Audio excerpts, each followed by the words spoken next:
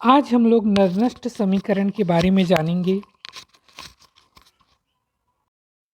नरनष्ट समीकरण क्या होता है और एक सामान्य इलेक्ट्रोड के लिए हम नरनष्ट समीकरण किस तरह से लिख सकते हैं, आइए हम लोग इसको जानते हैं। मान लीजिए हमारे पास कोई रिएक्शन है Mn+, जो कि n इलेक्ट्रॉन ग्रहण करके बना रहा है M, जो कि सॉलिड फॉर्म में है, और Mn+, जो कि एक्वस फॉर्म में है। अब हमें इस समीकरण के लिए नरनष्ट समीकरण लिखना है। तो नरनष्ट समीकरण होता है E cell equal to E0 cell minus 2.303 RT बटे NF log 10 प्रोडक्ट की सांद्रता बटे रिएक्टेंट की सांद्रता। ये है नरनष्ट समीकरण। अब हमें ये ऊपर जो समीकरण है उसके लिए नरनष्ट समीकरण लिखना है। यहाँ इस नरनष्ट समीकरण में R बराबर है गैस स्थिरांक,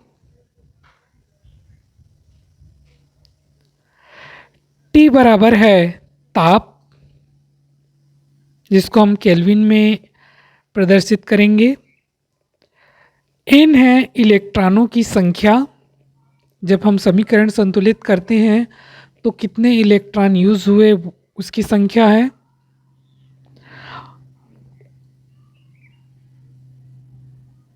और यहाँ F है फैराडे।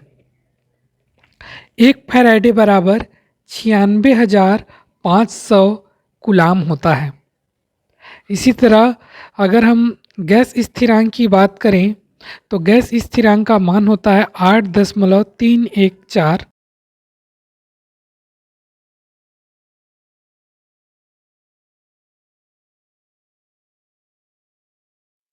आइए अब ऊपर स्थित जो समीकरण है उसके लिए हम लोग नरनष्ट समीकरण निकालते हैं।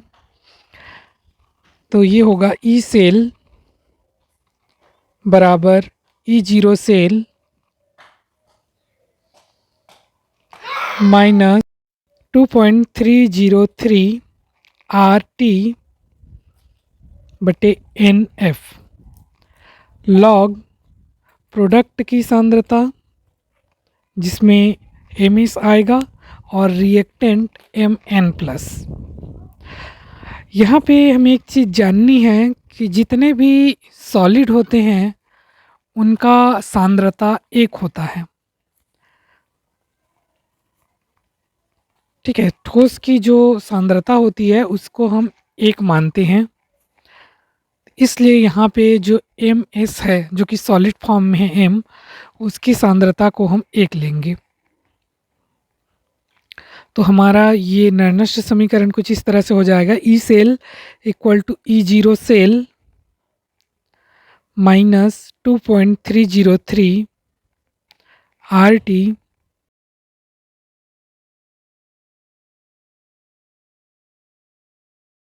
लॉग Ms की जगह 1 हो जाएगा, और ये Mn+ जो कि एक्वस में है। ठीक, E cell equal to E0 cell minus 2.303, minus को हम प्लस में चेंज कर देंगे और Mn+ को हम लोग ऊपर साइड ले जाएंगे।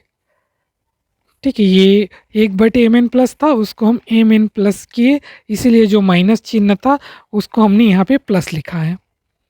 तो इस तरह से ऊपर जो समीकरण दिया गया था उसके लिए नरनष्ट समीकरण है। आइए अब इस नरनष्ट समीकरण की सहायता से हम कोई सा भी इलेक्ट्रोड सेल के लिए सेल विभव ज्ञात करते हैं। तो सबसे पहले हम लोग डेनियल सेल के लिए देखते हैं। डेनियल सेल में क्या होता है, जिंक और कॉपर का इलेक्ट्रोड होता है। तो उसके लिए आइए सेल बनाते हैं। जिंक 2+, जिंक सॉलिड अवस्था में रहेगा, जिंक 2+ एक्वस में रहेगा, कॉपर 2+, एक्वस से ये चेंज होता है कॉपर सॉलिड में। इसके लिए सबसे पहले हम लोग अभिक्रिया लिख देंगे। जिंक जो सॉलिड में है प्लस कॉपर 2 प्लस जो एक्वस में है, ये बनाएगा जिंक 2 प्लस एक्वस और कॉपर सॉलिड। यहाँ जिंक से जिंक 2 प्लस में ऑक्सीकरण हो रहा है और कॉपर 2 प्लस से कॉपर में अपचयन हो रहा है। तो इसके लिए नरनष्ट समीकरण होगा E cell equal to E zero cell minus 2.303 R T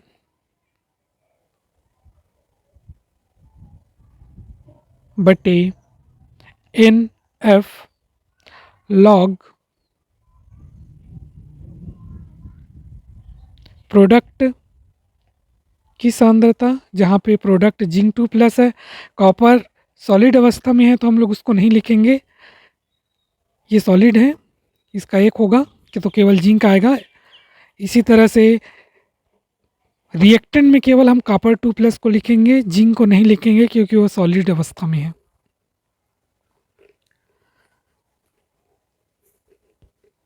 यहाँ पे n का मान क्या है? इलेक्ट्रॉन की संख्या, जो यहाँ पे 2 आएगा क्योंकि जिंक से जिंक 2 प्लस में 2 इलेक्ट्रॉन चेंज हो रहा है, कॉपर 2 से कॉपर में भी 2 इलेक्ट्रॉन की चेंज हो रहा है, इसलिए हम लोग n के जगह 2 लिखेंगे, 2f।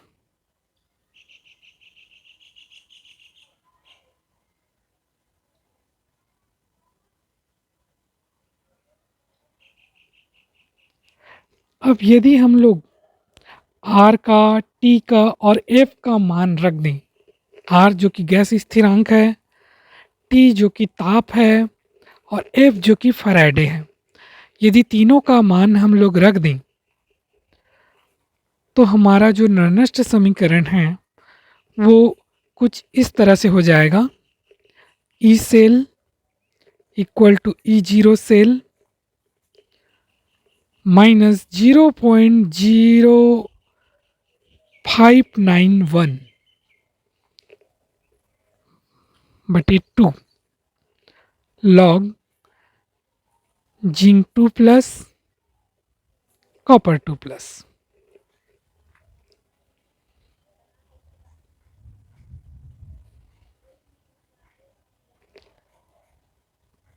ठीक, तो ये था डेनियल सेल के लिए मान।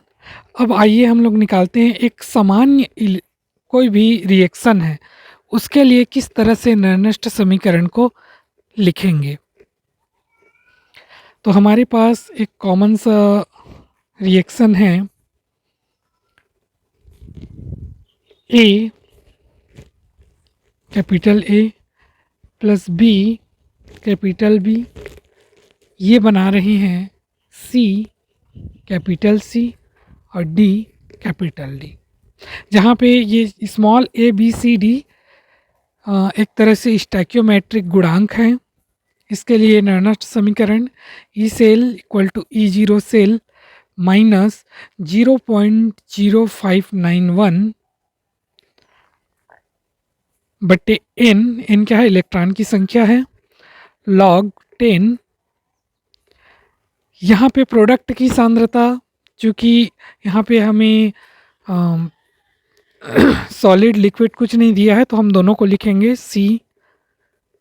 यहाँ पे जो कोफिशिएंट है वो घात के रूप में चला जाएगा, तो सी के घात सी, डी के घात डी।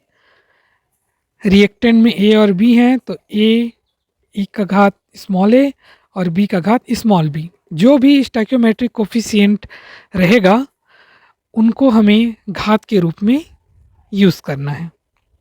तो इस तरह से हम एक सामान्य अभिक्रिया के लिए नरनष्ट समीकरण लिख सकते हैं।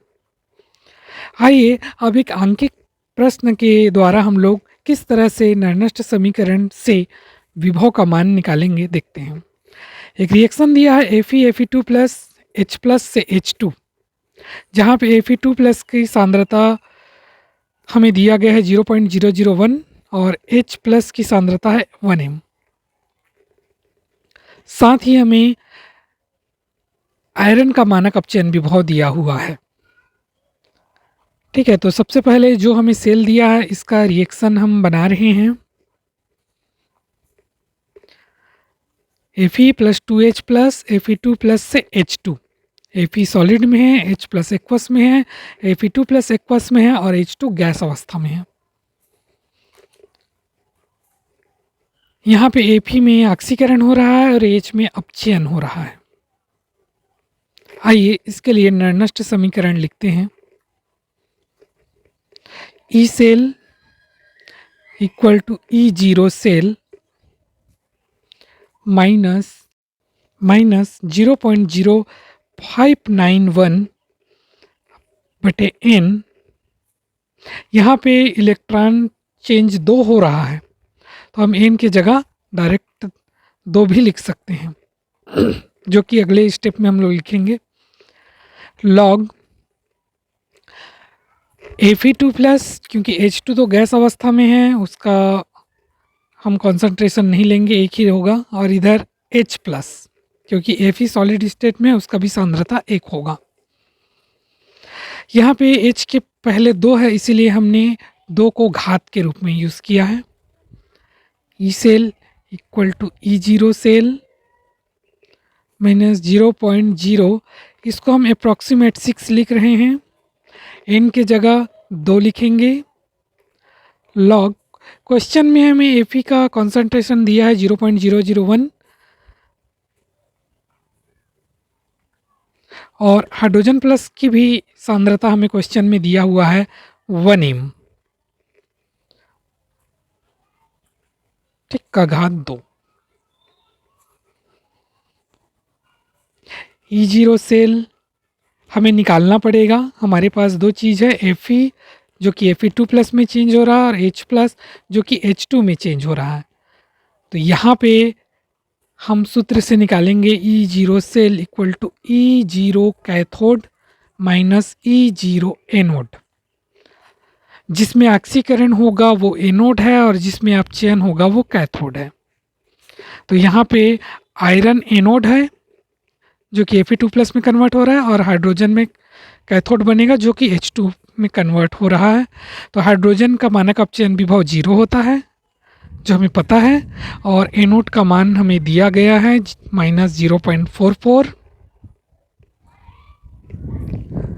माइनस माइनस प्लस हो जाएगा तो हमारे ई सेल का मान आया 0.44। अब इस मान को हम यहाँ रख देंगे ई सेल की जगह 0.44 माइनस 0.06 बटे 2 लॉग, इसको हम लोग 10 के घात ऋण 3 लिख सकते हैं। और आप लोग जानते हैं कि जो भी घात के रूप में होता है वो सामने आ जाता है, तो इस ऋण 3 को हम सामने ले आएंगे। लॉग 10 का जो मान होता है वो 1 होता है, ठीक है। तो log 10 की जगह हम लोग 1 लिखेंगे। 0.44 0.06 बटे 2 गुणित ऋण 3, log 10 का मान 1 हो गया। अब इसको हम लोग भाग दे देते हैं। 0.06 इसको भाग देने पर आएगा 0.03 इंटू -3, गुणा कर देते हैं।